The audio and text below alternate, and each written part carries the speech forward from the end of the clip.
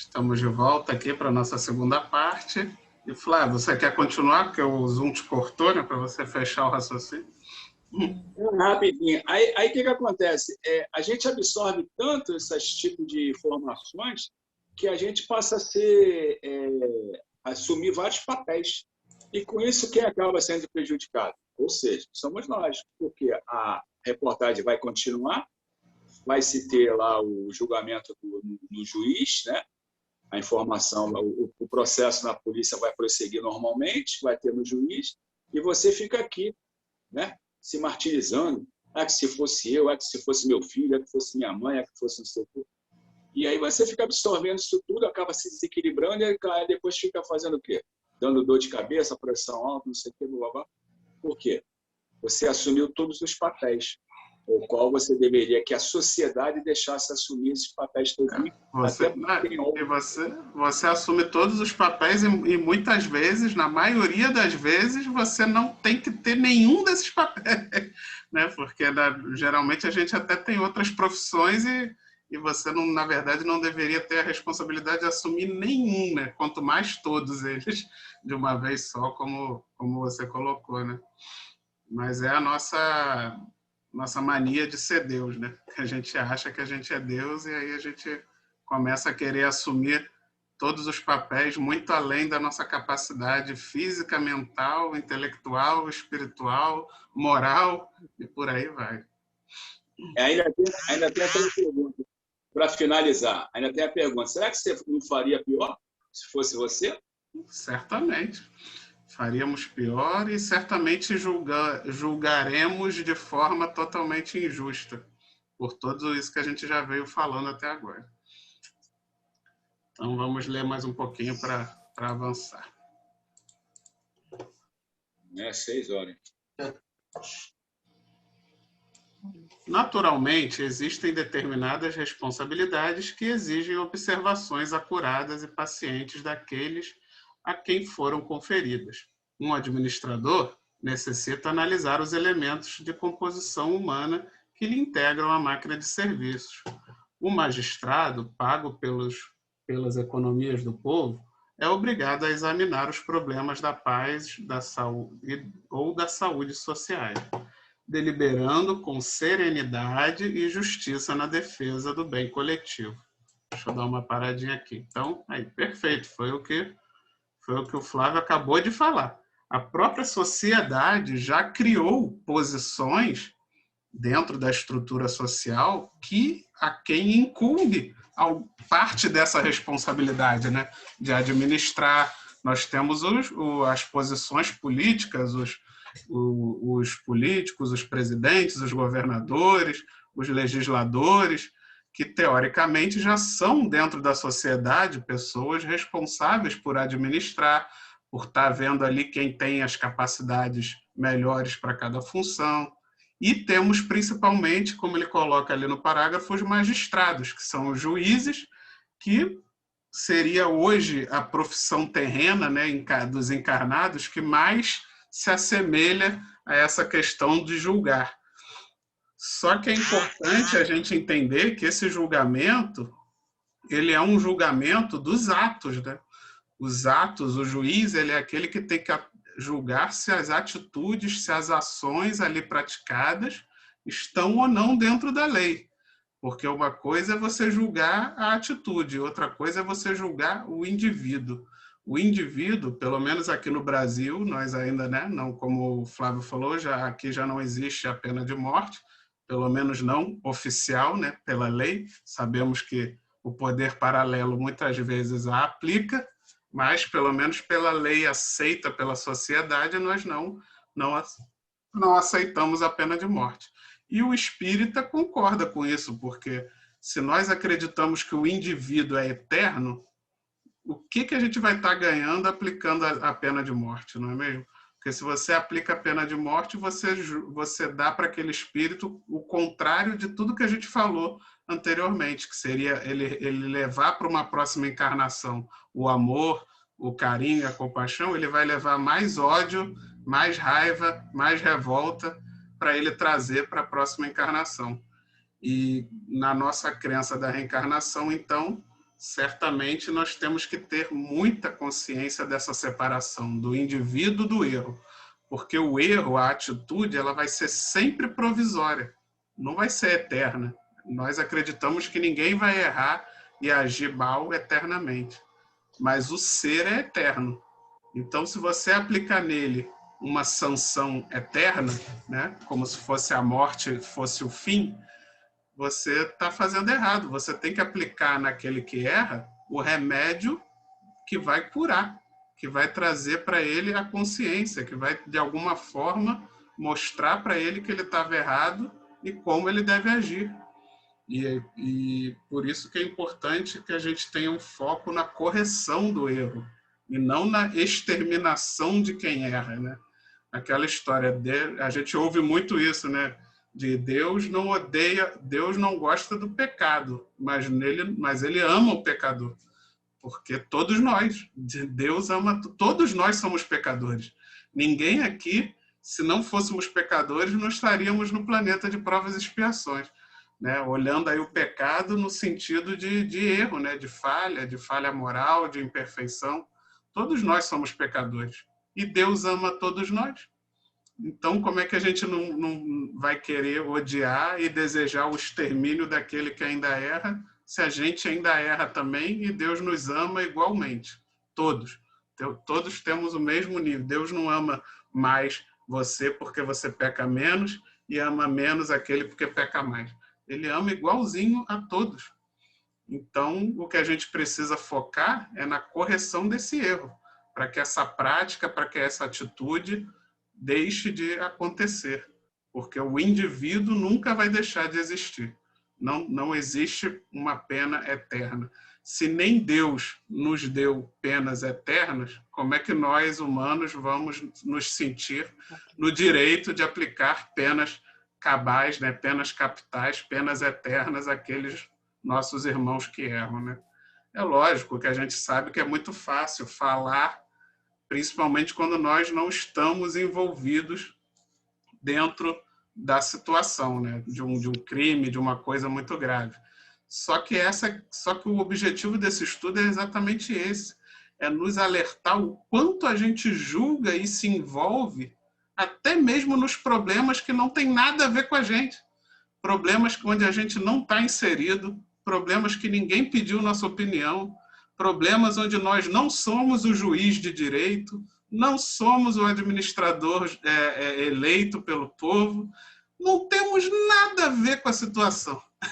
E ainda assim nos sentimos no direito de julgar, de botar na cadeira elétrica, de botar no paredão de fuzilamento. Então, olha o quanto a gente está imperfeito, né? Imagina se isso acontecer com a gente. Imagina se efetivamente a vítima for um filho nosso, não sei o quê, o quão desequilibrado nós vamos ficar. Porque se a gente já se desequilibra tanto, mesmo não tendo nada a ver com a gente, mesmo a gente não sabendo dos motivos, mesmo a gente não conhecendo o histórico todo, do início ao fim da história, a gente já meio que procura preencher as lacunas com o nosso achismo, com o que a gente acha, e aí, pum, aplicamos a punição, batemos o martelo, cadeira elétrica e pronto, né? Então, realmente a gente tem que ter muito cuidado, porque a gente sabe que a vida vai trazer para a gente provações muito duras. E se a gente não consegue se comportar de uma forma racional e consciente, nem quando o problema está distante, imagina quando ele chegar perto, né? Então, já é um alerta que a gente precisa ter sobre esse nosso controle psicológico em ficar julgando os outros com tanta raiva, com tanta força, e isso quando a gente está tratando de problemas ainda até distantes de nós, né? Imagina quando bater na nossa porta. Ficou alerta. Pode falar, Flávio. Ainda tem um detalhe, quando você falou ali, né, que você coloca a pessoa na cadeira elétrica e mata ela. Matar entre aspas, né? Porque, como você falou, nós somos eternos. Ainda tem uma coisa complicada, porque aquela pessoa morreu, na maioria das vezes, né? Com ódio, né? Como você falou, com rancor, né? Um sentimento muito ruim no coração, E o agora? Ficou invisível, né? Ficou invisível. E quando você fica invisível, fica mais fácil, né? Tudo se torna mais fácil. Então, a gente conhece, né, as falanges, né, que podem agir, que podem se unir para atacar essas pessoas, né? E aí, no invisível, né, você fica totalmente desprotegido, porque você não sabe o que está acontecendo. Então, vamos botar de uma maneira assim, até grosseira, ainda tem esse agravante bem sério, né? Porque quando você está vendo o seu inimigo de carne e osso, você toma cuidado para se proteger, né? Você vai montar uma redoma para se proteger. Agora, quando você não vê, você vai ser atacado 24 horas aí, tá entendendo? Porque ele está invisível, só que ele está vivo. Você falou bem, agora você tem um inimigo invisível e detalhe, ele também já foi primeiro que você, né? Então ele pode preparar a sua chegada. Ele vai preparar a sua chegada lá com todo o amor e carinho com o qual ele desencarnou, né? Com muito amor e carinho por você, ele vai preparar a sua chegada lá, porque ele foi primeiro, né? Então tem mais esse agravante também. Então a gente tem que, na verdade, a gente tem que se preocupar em fazer com que as pessoas carreguem dessa vida amor, né? E principalmente os doentes, porque Jesus veio para os doentes. E os doentes somos nós, né? Todos nós somos doentes, mas uns um pouco mais, né? Que ainda são capazes de coisas ainda mais bárbaras. Esses são mais doentes. E eles precisam mais ainda de amor, mais ainda de carinho, mais ainda de compreensão, porque só esse amor, só esse carinho vai transformar esses espíritos ainda tão endurecidos num sentimento melhor, numa coisa melhor. Se você retribuir eles na mesma vibração de ódio, de raiva, a única coisa que você vai conseguir é você entrar no mesmo ciclo deles, né? Você entrar também no ciclo de ódio, de vingança desses espíritos. Então, realmente, nós que acreditamos em reencarnação, temos ainda uma responsabilidade dobrada nessa questão do cuidado no julgamento.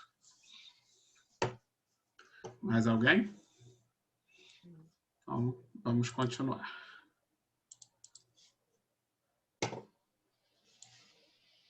Entretanto, importa compreender que homens como esses, entendendo a extensão e a delicadeza dos seus encargos espirituais, muito sofrem quando compelidos ao serviço de regeneração das peças vivas, desviadas ou enfermiças, encaminhadas à sua responsabilidade, né? Aqui ele coloca o fardo que é para quem é um juiz, por exemplo, para quem é um presidente, para quem é um governador. Na verdade, se você tem na Terra uma posição dessa, é um grande fardo, porque se você realmente é consciente da sua responsabilidade, você sabe o quão aquilo é importante para que você não cometa falhas, né? O quanto um erro seu, o quanto uma falha sua vai ter proporções catastróficas, né? Porque no momento que você é um presidente, que você é um governador, uma ordem sua, uma coisa errada, você é capaz de destroçar toda uma população, né? E um juiz, por sua vez, também, ele tem essa capacidade de acabar com a vida de uma pessoa, né? Dependendo de um julgamento injusto. Então, hoje, quem é juiz e tem esse conhecimento espiritual, com certeza ele carrega um fardo pesadíssimo, porque ele tem essa consciência da responsabilidade dos seus atos e o quanto ele precisa pedir ajuda à espiritualidade maior para não cometer falhas graves, né? E a gente, por nossa vez, mesmo qualquer um de nós aqui, se nenhum de nós é juiz, se nenhum de nós é governante, nós temos a responsabilidade de orar muito por esses irmãos que aceitaram tamanha responsabilidade, porque são irmãos que aceitaram uma missão muito dura, porque é uma responsabilidade muito grande que você assume quando você está num cargo desse, e nós devemos orar pelos juízes, para que eles consigam ter ali o maior conhecimento possível de todo o acontecido, para que não se cometa injustiça, orar principalmente pelo criminoso, para que ele se arrependa, enxergue a falha, e orar pelos nossos governantes, porque eles são responsáveis por trilhar a nossa nação para um caminho, né, que vai ser bom ou ruim. Então, são pessoas que assumem esses cargos, assumem fardos, cruzes, né, muito pesadas. E como a história já nos mostra, né, quando a gente olha para trás aí alguns governantes que cometeram erros muito graves, a gente vê o quanto esse fardo é pesado, né? E sabemos, a espiritualidade já nos traz, através da mediunidade, que muitos desses governantes aí que se tornaram tiranos, na verdade, eram espíritos muito evoluídos para aquela época, com um intelecto muito grande, e não é à toa que eles vieram com essa missão. Só que, pelas falhas morais ainda também graves que cabe a todos nós, falharam, né? Caíram e escorregaram em missões realmente muito pesadas. Mas aí fica a questão, né? Talvez quem de nós não faríamos talvez igual ou pior, principalmente considerando o tempo para trás, né? Se tivéssemos também naquela mesma época, com aquele mesmo conhecimento que a civilização tinha na época, será que não faríamos igual ou pior, né? Seja por maldade ou por incapacidade, é um fardo muito pesado. Por isso que temos que estar sempre se ajudando e orando por esses irmãos que assumem na Terra já essas responsabilidades tão grandes de julgar, que é necessário. Sabemos que não podemos ter uma sociedade ainda sem leis, né, sem punições, sem juízes. Infelizmente, ainda não estamos nesse grau, mas é uma responsabilidade muito grande para quem assume esse tipo de responsabilidade conscientemente. Alguém quer falar? Então, vamos continuar. Na estrada comum, no entanto, verifica-se grande excesso de pessoas viciadas na precipitação da leviandade, né? Isso aí é o que a gente já falou anteriormente, né? Dentro do povão, é muito comum a gente observar esse pré-julgamento automático, né? É só você botar as redes sociais. Abre aí seu Facebook, abre aí seu WhatsApp e joga uma notícia lá qualquer de algum político ou de alguém aí que cometeu alguma barbaridade que você nem tem certeza se é verdade, mas tem a notícia lá, e compartilha, que você vai ver provavelmente começar a subir lá um monte de comentários. Ih, desgraçado, filho da mãe, tem que morrer. E por aí vai baixando o nível. E vai piorando. Então, é só você compartilhar uma coisa dessa, uma notícia dessa no Facebook, que provavelmente você já vai receber uma lista de julgamentos. E é isso, né? Temos que ter essa noção, né? Ter esse cuidado de não nos deixarmos levar nessa onda, porque é a nossa primeira reação. Se a gente está ali no convívio, no dia a dia, todo mundo fazendo igual, a sua primeira reação é querer fazer igual a todo mundo. Então, você tem que respirar e deixar a onda passar para não seguir e não cometer a mesma precipitação. Quer falar, Flávio? O certo, na verdade, é o que nós não fazemos. Nós tínhamos, como você falou, nós teríamos que tirar proveito disso tudo. Olhar e falar assim, julgar no sentido de não criticar, mas julgar dentro do discernimento de saber se está certo ou errado, pelo fato se vai prejudicar ou não, né? A partir do momento que prejudica alguém, você já está prejudicando a sociedade, já está incorrendo no erro. Quando você prejudica o problema é seu. Né? Quando você prejudica a outra, você já está incorrendo no erro. Então, o que acontece? Mas a gente não consegue. Na verdade, Deus deu 2 ouvidos para a gente e uma boca. Mas a boca trabalha mais do que os 2 ouvidos. Entendeu? Então, esse que é o problema. O nosso problema é esse. Nós tínhamos que escutar mais, analisar. Flávio, sabia que agora piorou? A gente tinha, antigamente, né, foi o que você falou, a gente tinha 2 ouvidos e uma boca. Agora a gente tem 10 bocas, 10 boquinhas que digitam lá, a gente fala mais com o dedo do que com a boca agora. E causa mais estrago. É uma metralhadora, né? Uma metralhadora manual. botar assim. Entendeu? Então, a gente tinha que fazer o contrário. A gente faz tudo, na verdade, o ser humano faz tudo ao contrário. Né? É impressionante. Né? O que é certo passa a ser errado, o que é errado passa a ser certo.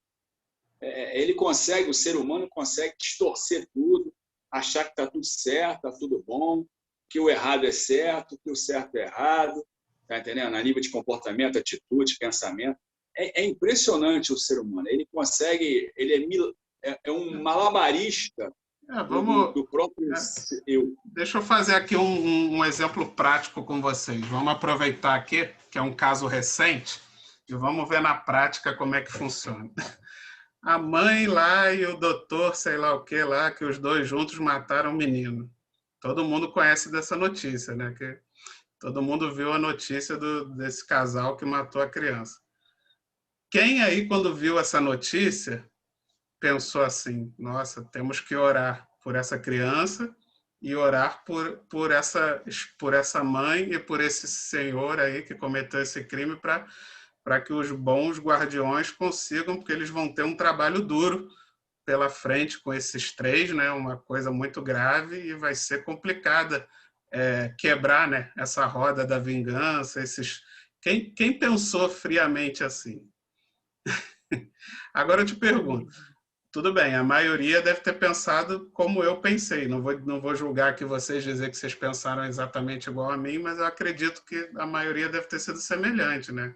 Essa mãe é terrível, é um monstro, tem que ser presa, tem que dar, sei lá, se não for coisa pior que cada um foi pensando, né?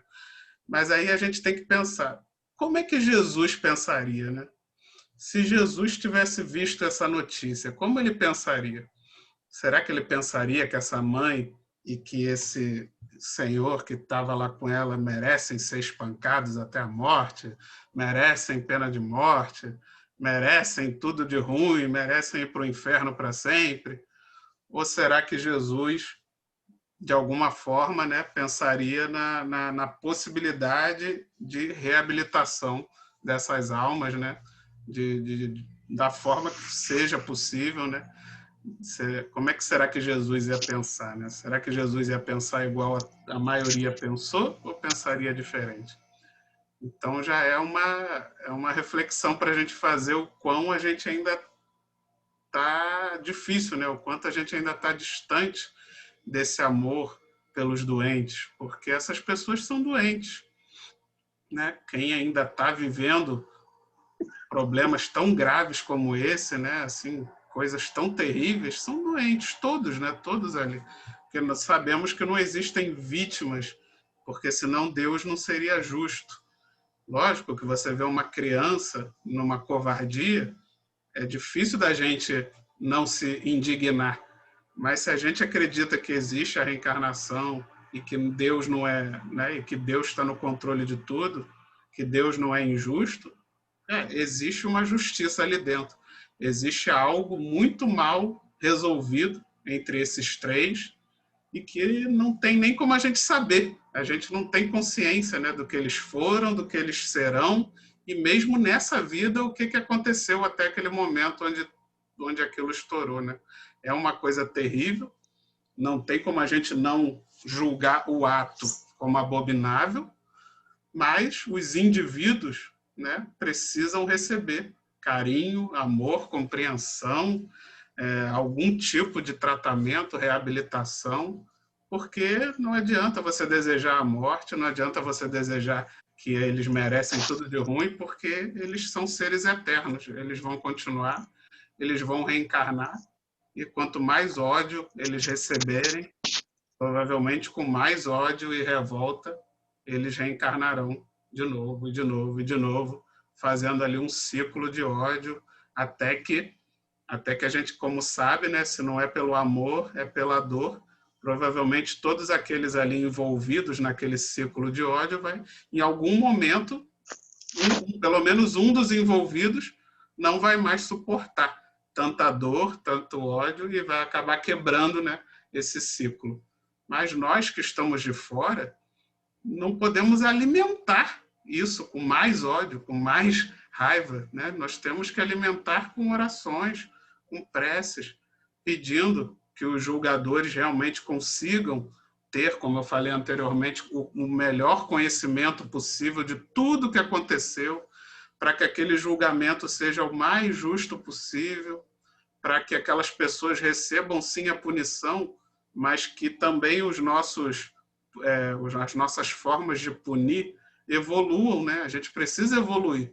Os nossos presídios precisam, o quanto antes, deixar de ser presídios para se tornarem hospitais, né? Hospitais da alma, escolas de trabalho, né? Que as pessoas possam ali trabalhar para se reabilitar, ou estudar para se reabilitar, ou ter tratamentos, né, físicos e psicológicos para se reabilitar. Enquanto as nossas cadeias forem só um depósito de gente, uma sobre a outra, né, nas prisões ali, naquela situação que a gente vê que vira, na verdade, uma verdadeira faculdade do crime, a pessoa entra ruim, sai pior ao quadrado. Então, os nossos presídios transformam os bandidos em bandidos 3 vezes mais perigosos do que quando entraram.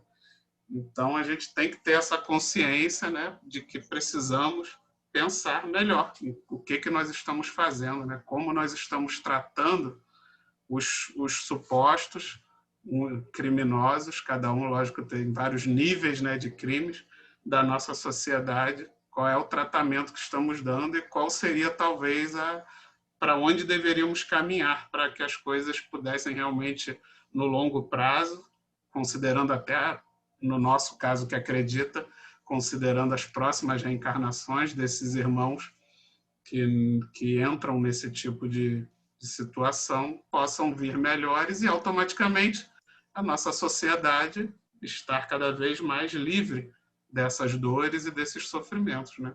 Porque no momento em que nós tratarmos os espíritos, eles virão cada vez menos doentes e automaticamente causando menos sintomas à nossa sociedade. Mais alguém? Então vamos ao último parágrafo.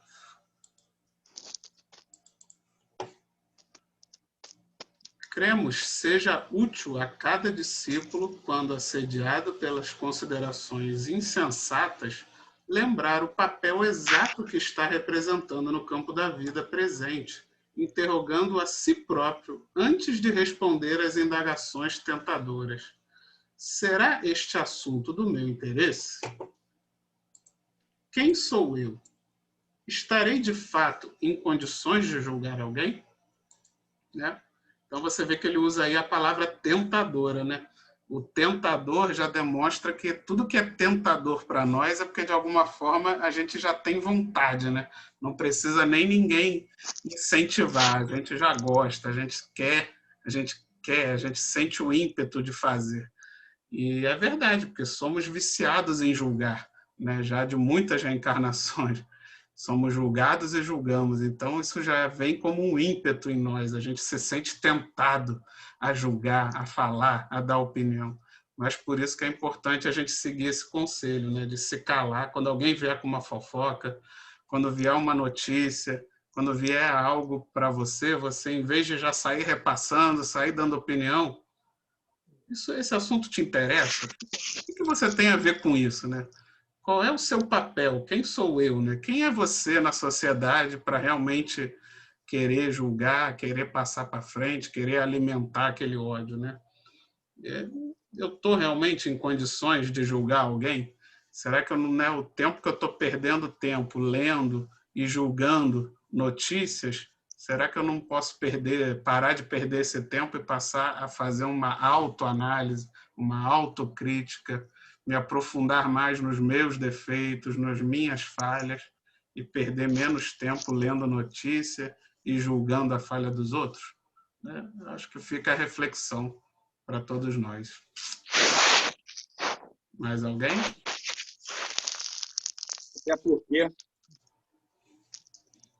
Até porque o tempo é curto, né? Você não sabe quanto tempo você vai ficar aqui. Então, a gente deveria aproveitar esse tempo ao máximo, né? Usando comportamentos adequados. Pois é, porque a gente, a qualquer hora, o pai chama e PT saudações. Um abraço. E você perdendo tempo ali no Facebook falando mal de político ou julgando o crime dos outros, esquecendo de corrigir os seus crimes, né? As suas falhas, os seus defeitos. Mas, graças a Deus, temos aqui esse estudo que, mais uma vez, nos alerta e nos ajuda a colocar em prática, né? Então, se mais ninguém vai comentar, convido a nossa irmã Ana para fazer a prece final, como de costume, né? Que ela vai fazer o estudo da semana que vem. Vamos fechar nossos olhos e agradecer. Senhor, lhe agradecemos por tudo que tem nos dado, por esse estudo maravilhoso, Senhor. Nós possamos colocar em prática, não julgar, não ter o preconceito com os outros e fazer as nossas atitudes e atos somente para o bem. Nós agradecemos por tudo, pela semana, Senhor, pelo alimento, pela saúde, pela família, por todos, Senhor, por toda a humanidade. E demos graças a Deus. Graças a Deus, uma excelente semana. Graças a Deus. Fiquem com Deus. Boa noite, gente. Beijo, boa noite.